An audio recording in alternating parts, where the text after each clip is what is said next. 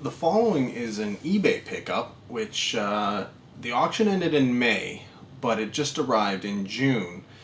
So I guess technically this is a June pickup instead of a May pickup, but I guess it could go in either month.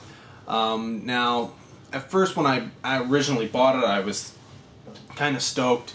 I thought it was a pretty good buy.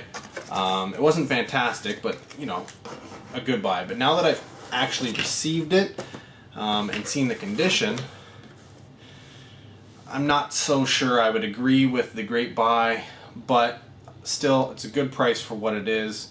But I know I can still get it for that price and have it be in better condition.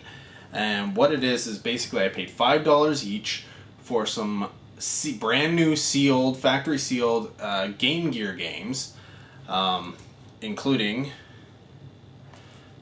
Sonic Spinball,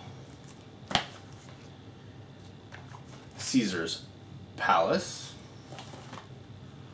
Super Battle Tank, and Sega Sports Trivia. Now, the reason why I'm saying is they're not very good is if you take this, the Sega Sports Trivia, the box is in decent shape. It's got a little bowing on the bottom, but the plastic here is ripping, as you can see. The Super Battle Tank is probably in the best condition.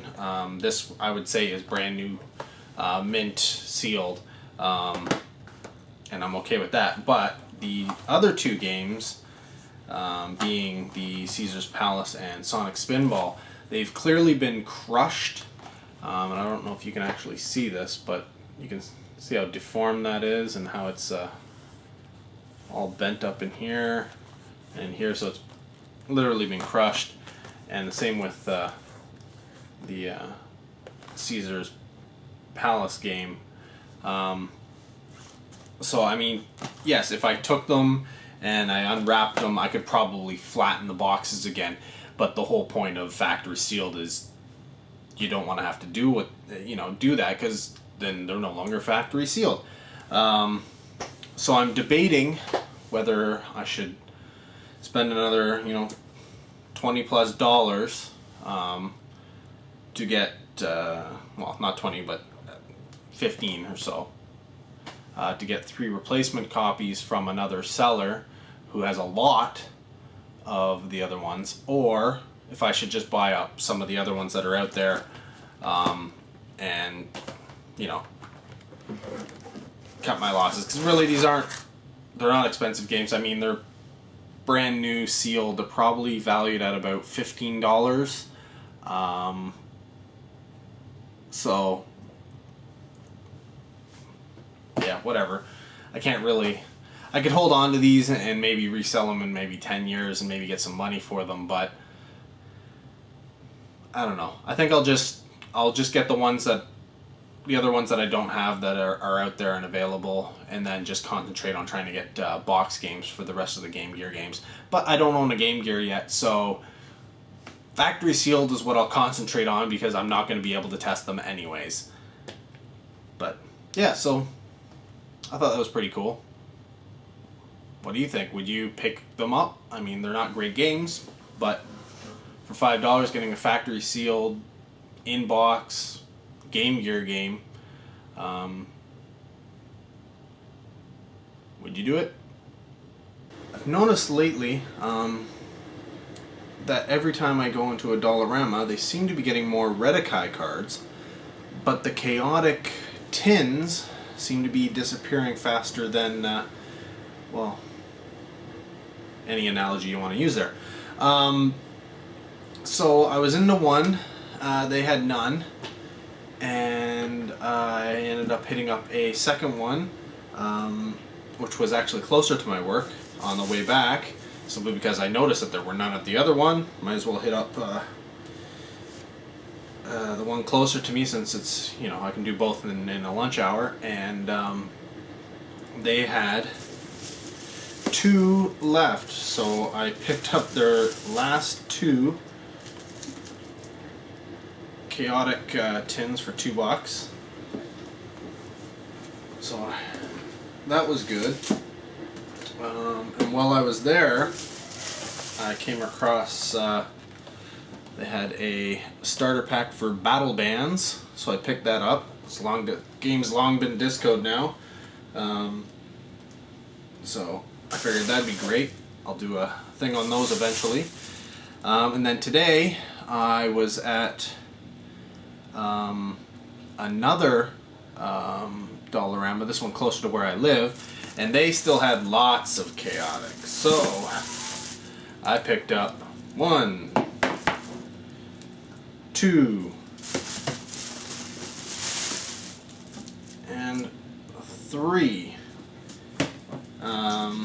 It was funny because I actually saw a kid leaving the Dollarama with opening one of them up, so I was like, oh great, hopefully you didn't get the last one, I'll pick another one up. So I grabbed 3 there, and they still had lots there, so hopefully I'll be able to grab a few more while I'm going. They also had some more Redikai, so I picked up another one of the booster packs for the regular set. But today's big purchase, the one that I'm most stoked about, and believe it or not, it's I don't know why, but it's 50 cents for a practically brand new Choose Your Own Adventure book with the collectible Infinity Realms cards still inside, not punched out. So yeah, I was really stoked to get this today. I actually have decided that I'm going to try and pick up the Choose Your Own Adventure sets. Because they're a lot of fun to revisit. They're very easy, super read. You can get them done in like 10 minutes. Not a problem. If I ever have kids, I want them to be able to experience Choose Your Own Adventure like I did. Now this one is Tattoo of Death. It looks like it's got almost like a karate champ image on the front there with the 2 guys going at it. One guy's like trying to throw a punch, and oh, maybe that's a girl, I don't know. Maybe it's a girl, it's a long hair, but whoever it is boom, booyah to the head. So yeah, that's what I picked up today and a few days ago. So yeah, so far I don't have a lot of money left, but I do have one big purchase coming up. I have a few big purchases coming up, but one big purchase that I'm really stoked about, and I'm getting that tomorrow morning. What's it gonna be? You'll see soon. Okay, remember that deal I was so stoked about and so pumped about just, I guess, yesterday, though when you're watching this, it's probably gonna be much later. Anyways, I got it this morning. It's in this box, but I'm gonna pack it, take it all out and set it up, and then show you exactly what it is. So I'll be right back. But yeah, I'm really excited because I've been looking for these for years, or at least, a deal on getting these for years and in good, a large quantity. I will let you know, they're books. So stay tuned and figure out which ones they are. Okay, have you died from the suspense yet? Here we go. What I got was a bunch of the fighting fantasy books. Now I'll go through them. Number 1, the Warlock on top of Firetop Mountain. This is, I don't know what printing this one is. It's a lot of these books are damaged. They're not in the best of condition. I have a lot of the first section of the books, so I can replace those. Mine are pretty much mint. So anything that hopefully that I don't already have will either be in decent shape or really, really good stuff. And anything I have duplicates of, I'm just going to give to my girlfriend who's really interested in these. So yes, Warlock on Firetop Mountain, or of Firetop Mountain. Where the hell am I going to put this stuff? Number 2, the Citadel of Chaos. This is one that probably most old schoolers remember, the one with the jagged top.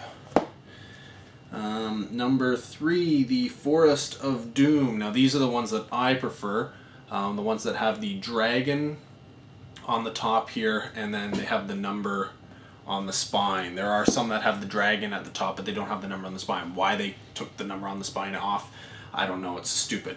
Number 4, Starship Traveler, one of the early printings. Number 5, City of Thieves. Number 6, Death Trap Dungeon. Number 7, Island of the Lizard King. Now this is one of the ones that doesn't have the number on the side, but it does have the dragon, so this is a later printing. Number 9, Caverns of the Snow Witch. Number 10, House of Hell. Number 11, Talisman of Death. Number 12, Space Assassin. Number 13, Freeway Fighter. Number 15, The Rings of Kether. The 16th book is Seas of Blood. 17, Appointment with Fear. Number 18, Rebel Planet. Number 19, Demons of the Deep. Number 20, Sword of the Samurai. Number 21, Trial of Champions. Number 22, and one of my favorite ones, Robot Commando. Number 23, Masks of Mayhem. Number 24, and probably the most difficult book to beat, Creature of Havoc. If you don't know about it, this one's basically you've lost your memory and stuff like that. So the problem with this book is sometimes you don't get to make the choice. It does it for you, or it's random. So it's literally, the dice could be like, roll the dice. 1 to 3 you go left. 4 to 6 you go right. 4 to 6 you die. Yeah, so 50% chance that you could just die and you don't even have a choice in it. Number 25, Beneath Nightmare Castle. Number 26, Crypt of the Sorcerer. Number 27, Starstrider. Number 28, Midnight Rogue. Number 30, Chasms of Malice. Number 31, Battleblade Warrior. You're seeing there's quite a few here. Number 32, Slaves of the Abyss. And this is basically where I start getting into, I think I have a couple more of these, but most of these I know I don't have, because I stopped collecting. Actually, it wasn't that I stopped collecting, it was that I couldn't find them.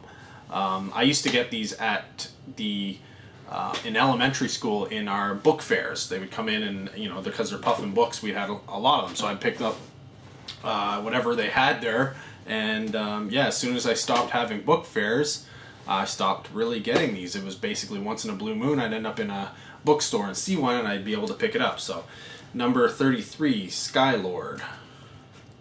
Number 34, Stealer of Souls. Number 35, Daggers of Darkness. This one I'm pretty sure I have. Number 36, Armies of Death. This one I know I have. This one's actually quite interesting because it's not so much you by yourself, it's you with an army, and you actually have to collect and build up a full-on army so that you can beat the big guy at the end. Number 37, Portal of Evil. Again, the one that I think I have. This is number 38. It's Vault of the Vampire. It doesn't have the number on the side, and unfortunately it's obviously ripped or something because there's tape on the front here, which kind of sucks because I didn't have that one. Number 39, Fangs of Fury. Again, doesn't have the number on the side. Number 40, Dead of Night. Number 41, Master of Chaos. Number 42, Black Vein Prophecy. For some reason, this one seems to be pretty common online. You can find that one. Number 43, The Keep of the Lich Lord.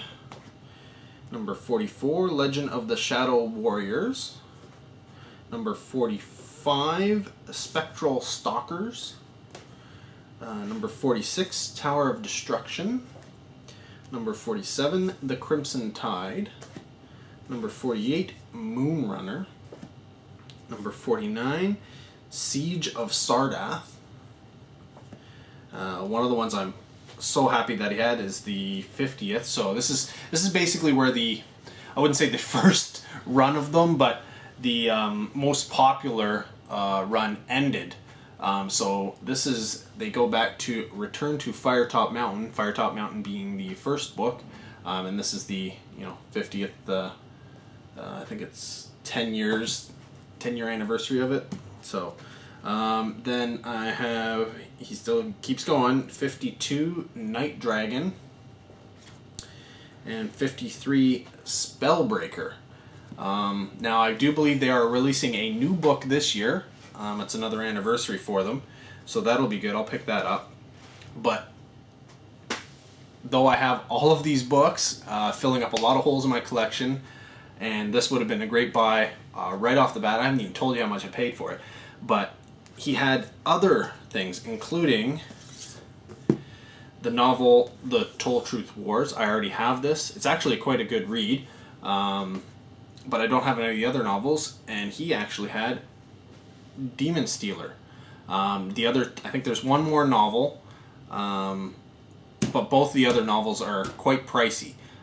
They came a little bit later than the other ones, but still going here. He's got the Final Fantasy 10th Anniversary Yearbook, part diary, part game book. I didn't even know this existed. I've never seen it. I've never seen it online. And yeah, so that's awesome. Also got from the Advanced Fighting Fantasy set, Dungeoneer, which some of you GW guys will recognize that name. Another Advanced Fighting Fantasy book, Black Sand. I've never had any of the Advanced Fighting Fantasy stuff. And then two books. One that was advertised inside the cover, so I knew it existed, was Titan. This is sort of a handbook to go along with it. And then one which I don't know if I've ever seen it before, but it's the Out of the Pit.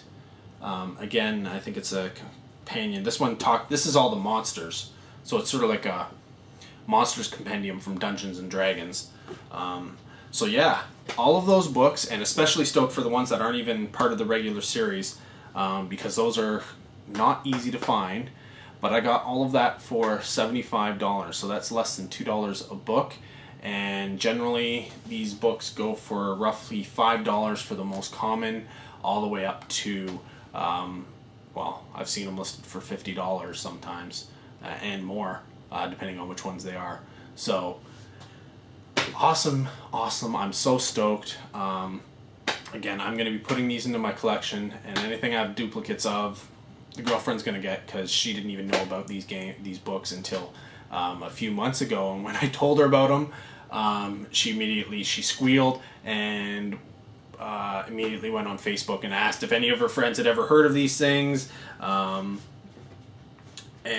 one of her friends actually gave her a book that she had. So she has one book, and she keeps bugging me to use my books to play, and I keep saying no, because my books are in mint condition and I don't want to ruin them. So hopefully, I think I'm going to give them to her for Christmas. So she's got a half a year to wait, but she doesn't know. And I don't think she's going to see this video. I don't know that she watches all the videos, but hopefully she won't see the video. And I've got to pack these up and, well, get them away, pack them up, and then get them away for her present. Truth be told, I may give them to her for her birthday. It's in a couple of weeks instead, and give her birthday present for Christmas. Maybe I'll split it up. Yeah, maybe. Who knows? Anyways, this was, I can honestly say this is probably the end of the great buys for June. The only other thing I got two media shelves to put in my bedroom, because really my video games were going all over the place and I didn't have any place to put anymore. So I got two more shelves. I think that'll give me about 700 to 1,000 basically DVD sized spots available to me, and I've already filled up, of course, more than half of it. So yeah, end of June, those are my great buys. So till next time, this is Rob for more Dakka 101.